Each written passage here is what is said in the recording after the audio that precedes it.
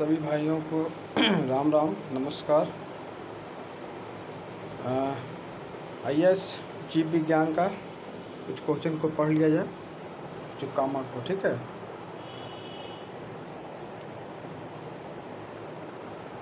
विज्ञान में हम चले हैं जीव विज्ञान में।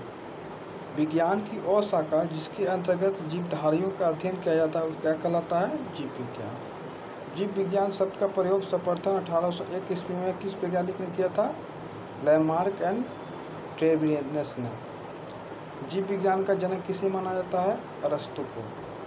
क्वेश्चन नंबर 4, जीव विज्ञान की शाखा एपीकल्चर के अंतर्गत किसका अध्ययन किया जाता है? मधुमक्खी पालन का। कुछ इंपॉर्टेंट अध्ययन देख लीजिए।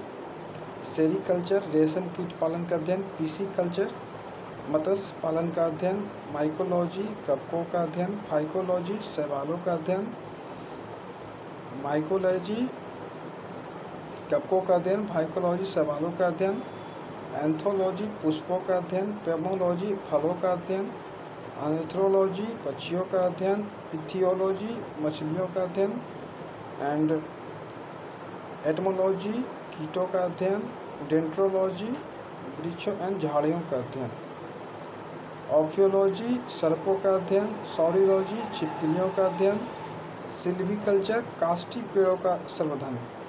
वनस्पति विज्ञान का जनक किसे जाना जाता है? थियोफ्रेटस। जीवन के उद्भव के आधुनिक जीव रसायन सिद्धांत किसने दिया? AI ऑरोपिन ने। चिकित्सा शास्त्र का जन्मदाता कौन है? हिप्पोक्रेटस। कौन सा जीव चावल की फसल के लिए जैव उर्वरक काम करता है? नीलहरित शैवाल। किस शैवाल से आयोडीन प्राप्त होता है? लेमोनोरियन से। चेचक के टीके का आविष्कार किसने किया? एडवर्ड जेनर ने किया। 1 किलो शहद में कितना ऊर्जा प्राप्त होता है? 3500 कैलोरी। प्रयोगशाला में सर्वप्रथम DNA का संश्लेषण किसने किया? हरगोविंद खुराना, इनको भारत का अतिथि कहा जाता है। आधुनिक एंटीसेप्टिक सर्जरी का जनक कौन है? लिस्टर। नेचुरल सिलेक्शन सिद्धांत किसने दिया था? डार्विन। स्टेथोस्कोप का आविष्कार किसने किया? लैनी ने। जीवाणु का खोज किस वैज्ञानिक ने किया? लियोनहॉक ने। टाइफाइड के जीवाणु की खोज किसने किया? आपका रॉबर्ट ने। बेरी रोग की चिकित्सा खोज किसने किया? आइजैक मैन ने। रॉबर्ट हुक ने अपने पुस्तक में कोशिका का नाम दिया माइक्रोग्राफिका। नेक्स्ट पेज कल पढ़ेंगे एंड बहुत सारे दोस्तों का मैथ जो दिए थे हम स्टेटस में डेली मैथ लगाते हैं 10 को 15 को मैथ अपना व्हाट्सएप का स्टेटस पे। अगर आप भी बनाना चाहते हैं मेरा मैथ तो 8709094596 पर आप मैसेज कीजिएगा, मैथ बना सकते हैं। तो उसमें बहुत सारे क्वेश्चन देख लेते हैं।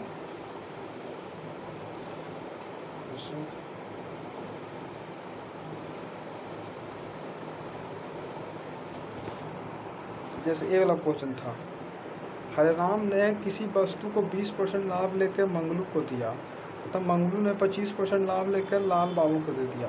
तो लाल बाबू उस वस्तु को 225 रुपये में खरीदता है, तो बताएं कि हरिराम उस वस्तु को कितना में खरीदा था। इसमें देखिए 3 आदमी हैं।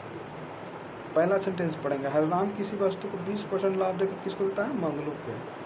तो हरिराम कितना में खरीदता है ये तो पता नहीं है भाई, तो हरिराम को 100 मान सकते हैं। तो जब हरिराम 100 हो गया तो मंगलू हो गया 120, और मंगलू जो है 25% लाभ लेके लाल बाबू को दे दिया।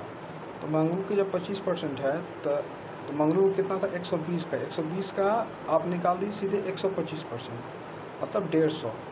तो अब 3 आदमी हैं, हरिराम 100 रुपया, मंगलू 120 रुपया और लाल बाबू 150।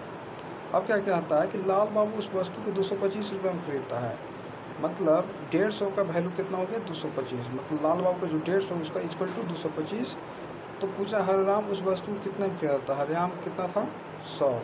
तो क्रॉस मल्टीप्लिकेशन करेंगे तो 150 आपका आंसर आएगा। ठीक है, इसका सॉल्यूशन देखिए, हरिराम मंगलू और लाल बाबू, इसका निकालिए 150 आ गया, 150 और 225 क्रॉस मल्टीप्लिकेशन करेंगे आपको 150 आंसर आ जाएगा। 24 का था, किसी बैग का 29% छूट थी, एक महिला द्वारा नकद खरीदने में 13% का अतिरिक्त छूट दी गई आदि, वह 617.70 रुपये में बैग खरीद, तो बैग का अंकित मूल्य क्या था?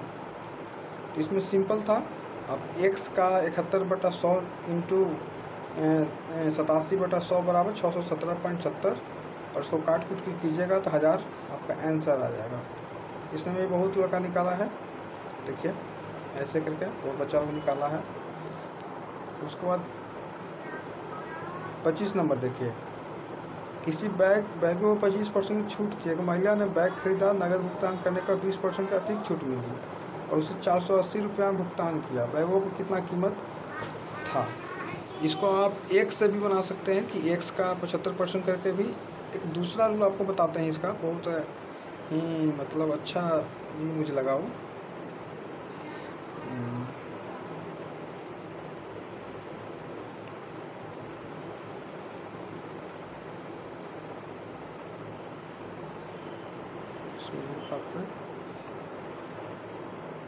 हाँ 25% का वैल्यू कितना होता है? 1/4।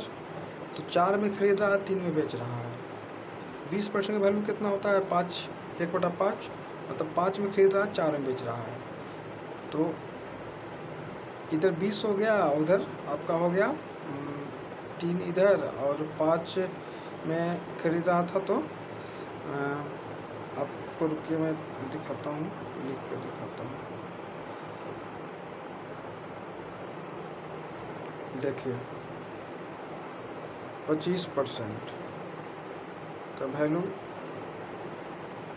1/4, तो 4 में खरीद रहा है, 3 में बेच रहा है। उसी तरह 20% का 5 में खरीद रहा है, 4 में, तो कीजिएगा तो ये आ जाएगा 20, ये आ जाएगा 12।